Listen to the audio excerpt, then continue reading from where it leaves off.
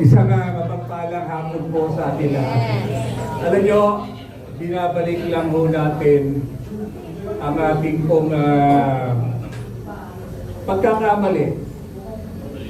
Yung pagkakamali po na minana po ng ating mga ninuno.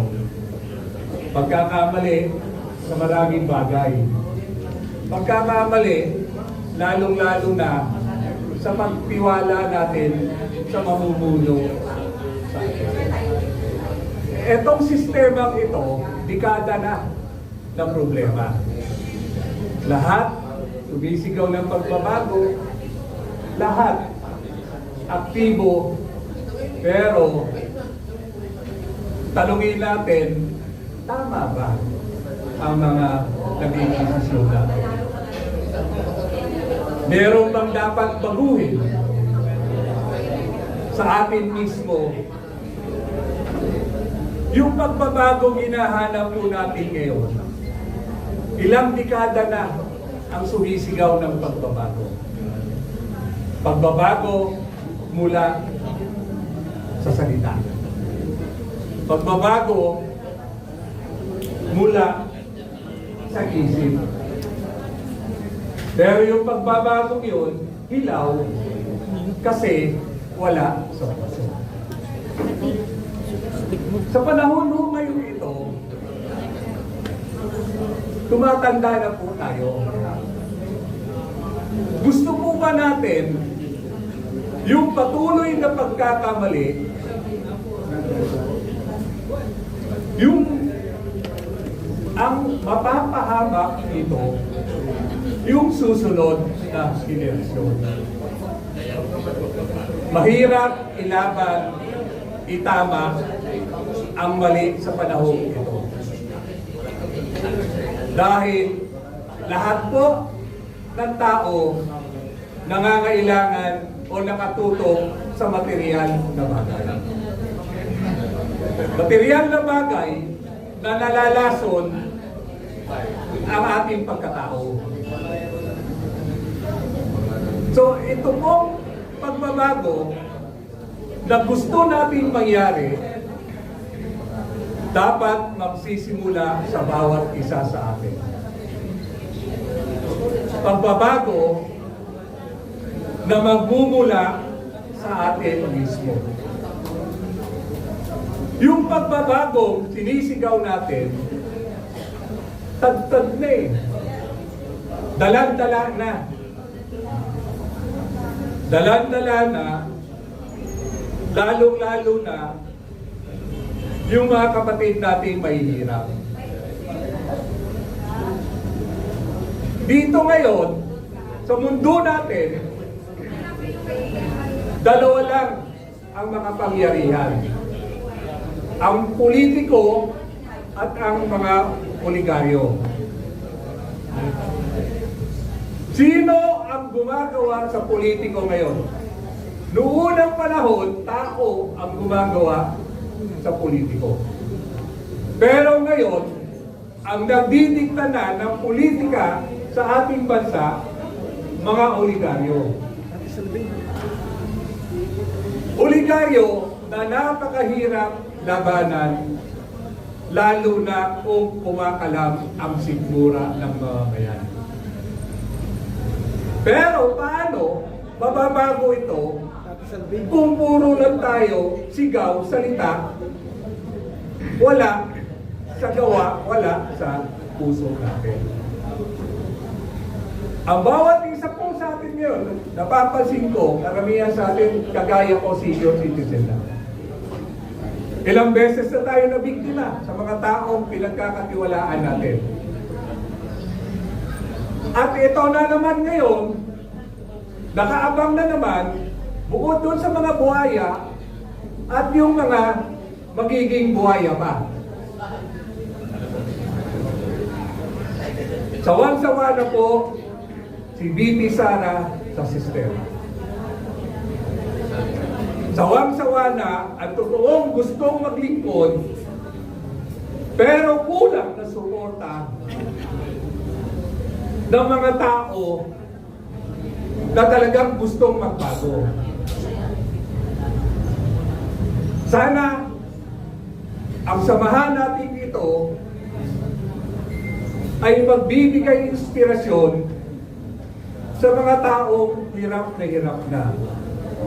Mga taong pangarap na lang ba ang pagbabago? Pangarap na lang ba na maging maayos ang bansa natin? Ang kalaban po natin ngayon ay kapwa Pilipino natin. Ang pagbabago, madaling sabihin. Lahat ng mga hangad ng posisyon ngayon, lahat sumisigaw ng pagbabago. Yun ang nakakatakot. Sana sa administrasyon na ito, magkaisa tayo, matuto tayo, magsakripisyo tayo. Walang pagbabago na magaganap kung walang pagsasakripisyo. Handa na ba tayo na manguna sa pagsasakripisyo?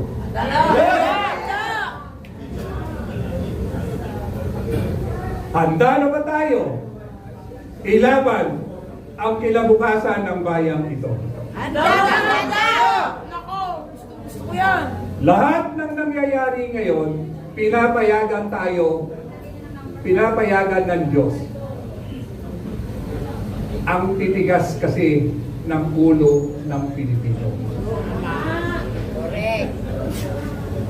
Lahat ng Pilipino makasarili. Correct. Ayaw malamangan. Lahat ang bisyoso. Correct.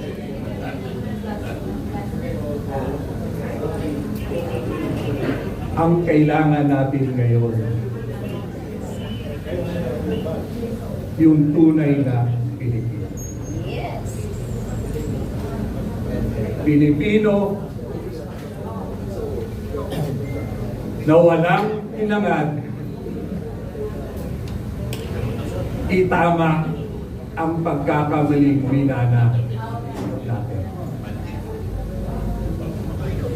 Ito lang huli kong sasabihin. Walang manloloko kung walang magpapaloko. Correct. Ulitin ko po walang manloloko kung walang nagpapaloko. Yes. Hindi makakaloko ang bangak na BBM na to kung hindi tayo nagpapaloko. Huwag na tayong maging tanga. Tama! Huwag na tayong magpagalit. Tama! Kailangan natin ngayon ibangon natin ang pagiging Pilipino natin. Correct. Correct. Pilipino binakaon sa kahihiyan ng administrasyong ito. Tama! Hindi nyo ba napapansin? Sobra na tayong ginagawang tanga. Sana mapagmasid tayo. Huwag tayong matakot na tayo ay dipitin.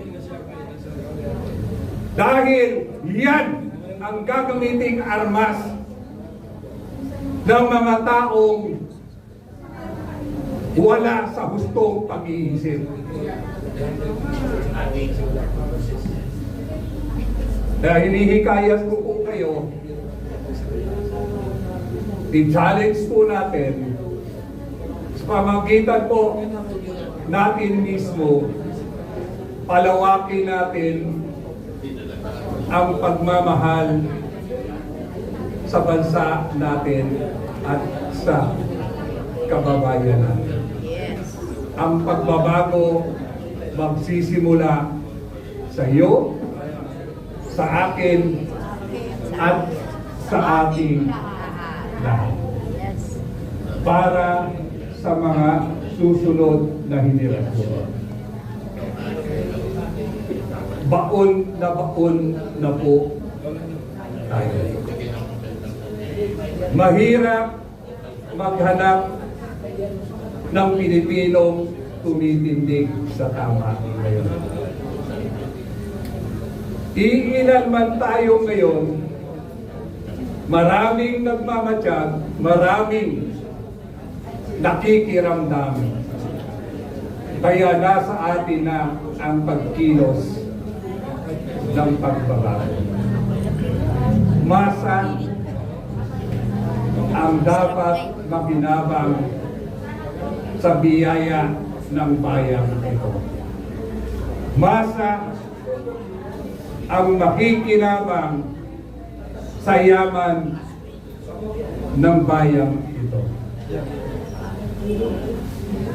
Nawa po magpaka-Pilipino na tayo. Yes. Nawa po tumindig tayo sa pamamagitan ng pagtayo, sa pamamagitan ng pagtama, at uumpisahan natin ito sa sarili nating lansangan. Unahin natin ang ating mga kaibigan.